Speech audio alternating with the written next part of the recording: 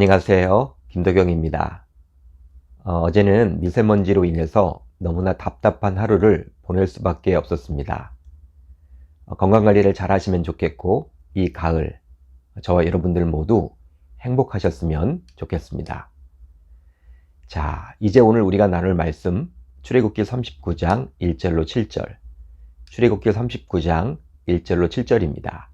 제가 읽겠습니다. 그들은 여호와께서 모세에게 명령하신 대로 청색, 자색, 홍색 실로 성소에서 섬길 때 입을 정교한 옷을 만들고 또 아론을 위해 거룩한 옷을 만들었더라.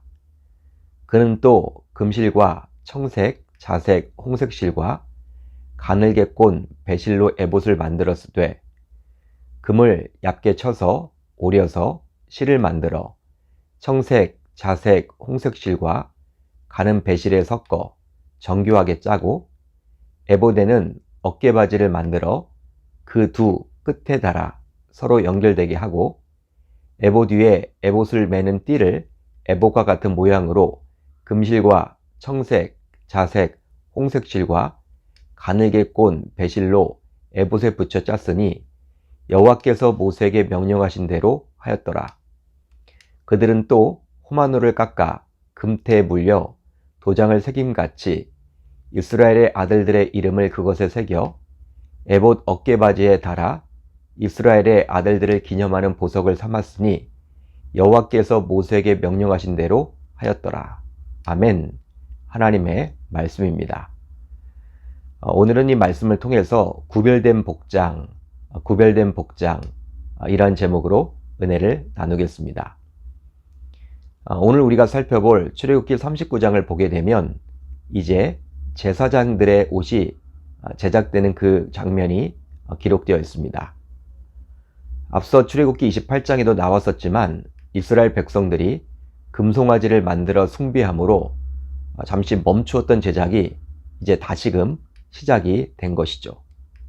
그런데요, 오늘 본문에는 나와 있지 않지만 출애굽기 28장을 보게 되면 제사장들의 옷은 아무나 만들 수가 없었고 오직 지혜의 영을 받은 기술자들이 제작해야 한다고 하나님께서는 말씀해 주셨습니다. 바로 성막과 마찬가지로 그 성막에서 하나님께 제사를 드리는 제사장들은 아무나 만든 옷을 입어서는 결코 아니 되었기 때문이죠. 그렇기 때문에 성막 건설에 있어서 직조를 담당했던 오홀리압이 제사장의 옷도 만들지 않았을까 우리는 생각해 볼 수 있겠죠. 물론 오홀리압이 직접 만든 것은 아니었고 아마도 오홀리압은 책임자의 위치에 있었겠죠. 자, 오늘 본문을 보게 되면 우선 대제사장의 옷이 먼저 제작되었음을 알 수 있습니다. 대제사장의 옷은 일반 제사장들의 옷과 큰 차이가 나는데요. 즉 일반 제사장들의 옷은 단순하고 간소했던 반면에 대제사장의 옷은 매우 정교하고 복잡하고 아름다운 장식과 화려한 보석들로 치장되었기 때문입니다. 한마디로 성막의 여러 휘장들을 제작할 때 사용된 최고급 실들로 이 옷을 만들었던 것이죠. 즉 청색, 자색, 홍색 실로 정교하게 옷을 만들었습니다. 더욱이 오직 대제사장만이 착용했던 에봇의 경우에는 금실까지 추가해서 제작이 되었죠. 따라서 이런 화려한 복장 덕분에 대제사장들은 사람들의 눈에 띌 수밖에 없었겠죠. 하지만 지금의 관점으로 보게 되면 다소 이해하기가 힘들 겁니다. 바로 성직자가 그리 화려하고 값비싼 옷을 꼭 입어야 하느냐라고 묻고 싶기 때문이겠죠. 하지만 오늘 말씀을 잘 보시면 대제사장 그리고 제사장들의 옷들은 모두 자신들의 생각대로 만든 것이 아니라 오로지 하나님께서 모세에게 명한 대로 만든 것임을 알 수 있습니다. 한마디로 하나님께서 대제사장과 제사장은 구별되이 옷을 입도록 하셨던 것이죠. 자, 실제 오늘 본문 1절을 볼까요? 이렇게 기록이 되어 있죠. 여호와께서 모세에게 명령하신 대로. 5절을 봅니다. 여호와께서 모세에게 명령하신 대로. 또 7절을 볼까요? 여호와께서 모세에게 명령하신 대로. 자, 21절을 보면 또 이렇게 나오죠. 여호와께서 모세에게 명령하신 대로. 26절에도 나옵니다. 여호와께서 모세에게 명령하신 대로. 29절 여호와께서 모세에게 명령하신 대로. 자, 31절 여호와께서 모세에게 명령하신 대로. 여러분, 무려 7번씩이나 여호와께서 모세에게 명령하신 대로 이렇게 기록이 되어 있죠. 따라서 하나님께서 대제사장과 제사장이 입을 옷을 만들도록 하셨음을 알 수 있습니다. 단지 이스라엘 백성들은 이 하나님의 명령에 순종한 것 뿐이겠죠. 그렇다면 이렇게 7번씩이나 이 구절이 반복되어 기록된 것은 무슨 이유 때문일까요? 실제로 7은 성경에서 완전수를 뜻합니다. 따라서 이스라엘 백성들의 순종을 강조하기 위함임을 알 수 있는데요. 바로 이것은 순종과 거룩이 밀접한 연관이 있음을 저와 여러분들에게 보여주기 위함이죠. 하나님께서는 제사장들의 옷을 일반 백성들의 옷과는 구별되게 만들도록 하셨는데요. 이유가 있습니다. 바로 제사장들이 성막에서 하나님께 드리는 제사를 주관했기 때문이죠. 따라서 제사를 드리는 자로서 구별, 즉 거룩한 자가 되어야만 했던 것입니다.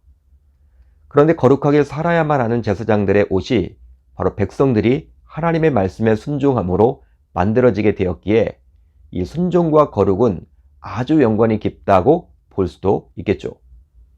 실제로 제사장들이 거룩, 즉 이 세상에서 구별되어 살아가려면 하나님의 말씀에 대한 순종이 필수적입니다. 그러기에 순종이 없는 거룩은 있을 수 없다고 볼 수도 있겠죠. 따라서 베드로 사도의 권면처럼 왕같은 제사장으로서 이 땅에서 거룩하게 살아가기 위해서는 저와 여러분들 모두 하나님의 말씀에 대해 철저하게 순종해야만 하겠습니다. 바로 오직 말씀에 대한 순종만이 거룩을 담보해 주기 때문이죠.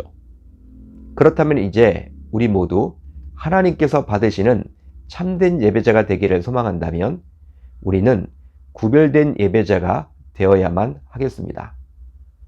그러기 위해서 언제나 말씀에 대해 순종할 수 있어야만 하겠죠. 실제 사무엘 선지자는 사울 왕에게 순종이 제사보다 낫다라는 말을 했는데요. 바로 아무리 제사를 드린다 하더라도 말씀에 순종함으로 구별되어 제사를 드리지 않는다면 하나님이 받지 않으시는 제사가 되기 때문이죠. 따라서 어떤 의미에서 보게 되면 주일 예배의 승패는 바로 주중에 달려 있다고 볼 수도 있습니다. 바로 주중 삶의 현장에서 하나님의 말씀에 대한 순종 여부에 달려 있다고 볼 수도 있겠죠. 자, 이제 계속해서 오늘 본문 6절로 7절을 보면 이렇게 나오죠. 그들은 또 호마노를 깎아 금태에 물려 도장을 새김같이 이스라엘의 아들들의 이름을 그것에 새겨 에봇 어깨바지에 달아 이스라엘의 아들들을 기념하는 보석을 삼았으니 여호와께서 모세에게 명령하신 대로 하였더라. 아멘.